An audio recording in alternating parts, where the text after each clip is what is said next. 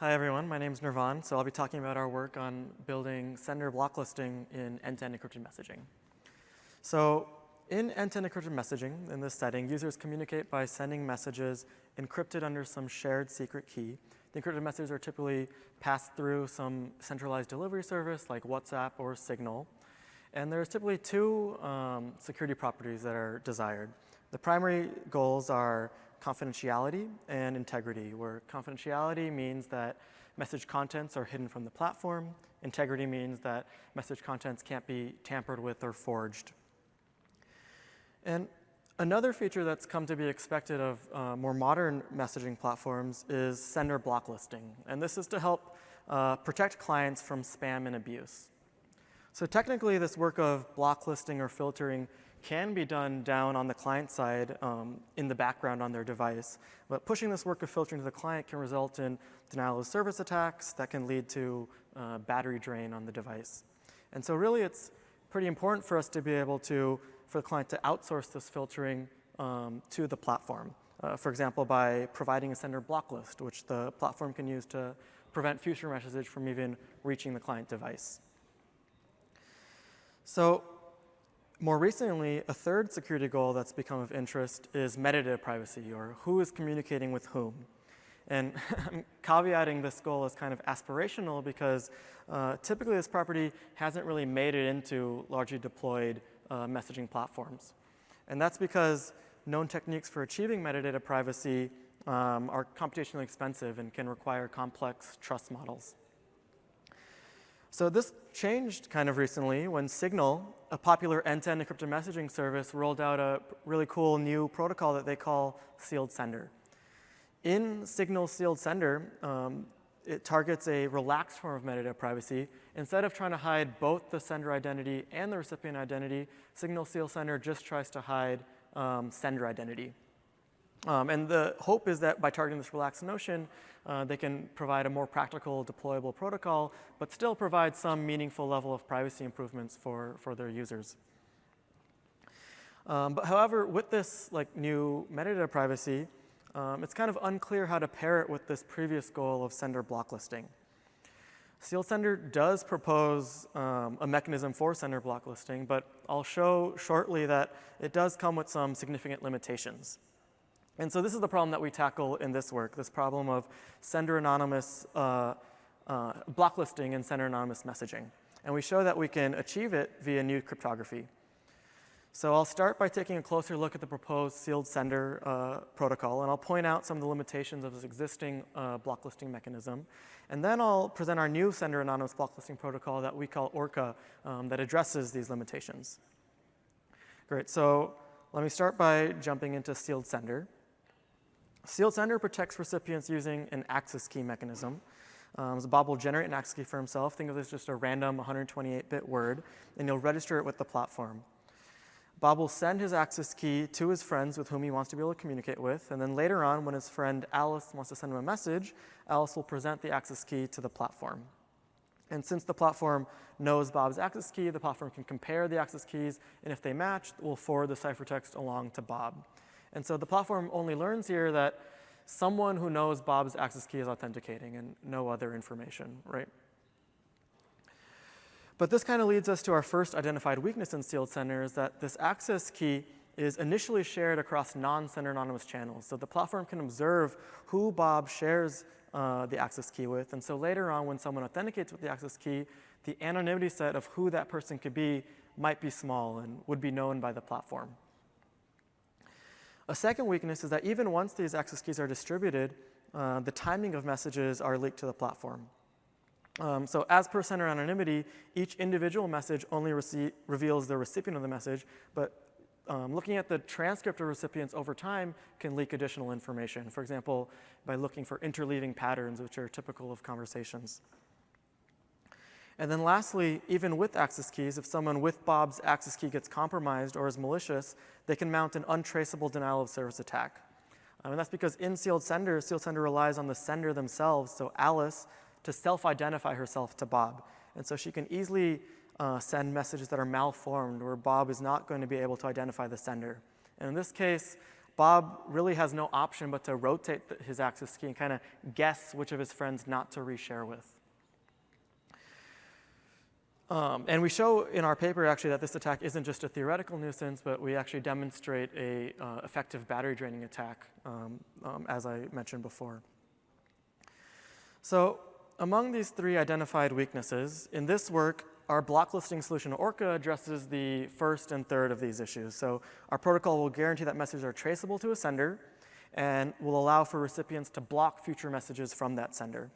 And Orca will also be able to achieve this, importantly, without relying on initialization over non-sender anonymous channels. And this will allow us to achieve an anonymity set that's as large as potentially the number of users on the platform. And then this second leakage is somewhat fundamental to this relaxation of only hiding sender identities. And actually some really nice recent work evaluates the de-identification risk of this leakage, and they propose some mitigating countermeasures, which these countermeasures are also compatible with Orca. So I'll refer to their paper for more details, and I'm also happy to chat more offline about this type of inherent leakage.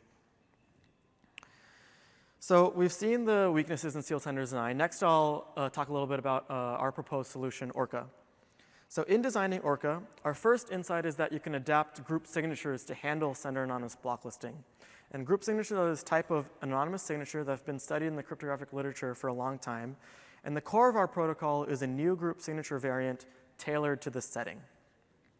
So users will send messages and authenticate by signing the ciphertext with an anonymous group signature.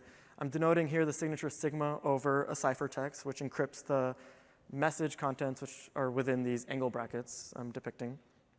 And this all works, but it's somewhat slow because group signatures can be somewhat expensive. And so instead, we propose a hybrid solution of group signatures and one-time use tokens. And so in this flow, the first message is authenticated with the group signature, in which Alice also includes a batch of one-time use tokens. Alice will track who she gave the tokens to so that she can identify the sender later on. And then Bob replies by authenticating with one of these tokens. And actually, Bob can include his own batch of tokens so that Alice can in turn respond. And Bob can send more messages, and in this flow of conversation, they can replenish tokens through this through normal conversation. And this is all great because authenticating via these one-time use tokens is very inexpensive. And so really the magic of this protocol is in this first step of how do we send this initial batch of one-time use tokens in a sender anonymous manner. And so for that, I'm claiming that we can fall back on this group signature primitive. So let me expand then on this use of group signatures in this setting. So in a group signature, there are 3 parties that take part. A group manager manages membership of the group. Group members, when admitted by a manager, are able to sign messages anonymously on behalf of the group. And lastly, while signatures are anonymous to everyone else, opening authorities have the ability to trace signatures to learn the identity of the signer. And then opening authorities also have the ability to revoke future signing ability by that signer. So then how can we map these roles onto the parties in this end-to-end encrypted messaging setting? Well, the platform can play the role of the group manager, and then users will play the role of both group members and opening authorities. So when a user is sending a message, they'll play the role of a group member. When they're receiving a message, they'll play the role of an opening authority. So how this flow works is user will start by registering with the platform as both a member and an opening authority. Here I'm showing the platform holding the group manager keys. And then users are both members and opening authorities. For this picture, I'm showing, since Alice is a sender, I'm showing her group member keys. Bob's a recipient, I'm showing his opening authority keys. To send a message, Alice simply signs the ciphertext under the group signature, specifying Bob as the opening authority. The platform verifies that the signature is valid against Bob's public key and revocation list, and if so, forwards the ciphertext to Bob. And then Bob, as the opening authority, opens the signature to learn Alice's identity. And then if he chooses, he can revoke Alice's signing ability by generating a revocation token and sending it to the platform where it's added to his revocation list. So why does this satisfy our goals? Let's see quickly here. So group signatures are anonymous, so the platform doesn't learn Alice's identity. They're traceable, which means that if the platform's verification succeeds, then it's guaranteed that Bob's going to be able to identify Alice as the sender. And they're revocable, so Bob can ensure that future messages from Alice don't pass the platform's verification. And then importantly, these group signatures can all be set up without initialization over non-sender anonymous channels. So Alice and Bob just need to register with the platform. And then I'll note quickly that to get all this to work, we had to create a novel group signature variant. The first variant we built was a group signature that supports multiple opening authorities. Typically, these group signatures have been built just for a single opening authority. And then the second variant we support is keyed verification, meaning that only the group manager can verify signatures. And typically, group signatures have been in the publicly verifiable setting. But we noticed that in this setting, only the group manager, the platform, needs to do verification. And so by restricting ourselves to this keyed verification setting, we're able to get some nice performance benefits. So I'll refer the details of these variants to the paper. And so I'll start to conclude here. So we implemented our full Orca protocol, and there's actually a lot more complexity that I didn't have time to cover. A couple of quick things that might be worth mentioning are the group signature revocation process relies on bilinear pairings. We construct our one-time use tokens from algebraic max, and there's also this whole other oblivious token minting protocol that allows the platform to mint tokens on behalf of recipients. And then from our perspective, Orca is efficient enough for practice. This normal case of authenticating via tokens is very inexpensive. And then the rare case of initialization using a group signature, even then costs are quite manageable. And we disclosed all these findings to Signal and have been in contact with them on possible mitigations. But there are some obstacles to adopting Orca in Signal due to existing infrastructure, which leads to maybe some potential open questions in this space. For one, can we do blocklisting without the use of pairings? And second, with this one-time use tokens, the platform must maintain a persistent strike list that tracks used tokens. So this question, can we do efficient blocklisting without this platform maintained strike list state?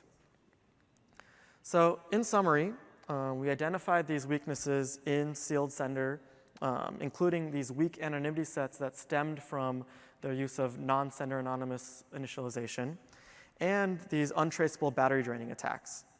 And then we address these weaknesses by proposing a sender anonymous blocklisting protocol for end-to-end encrypted messaging. So I'll end there, and I'm happy to take questions.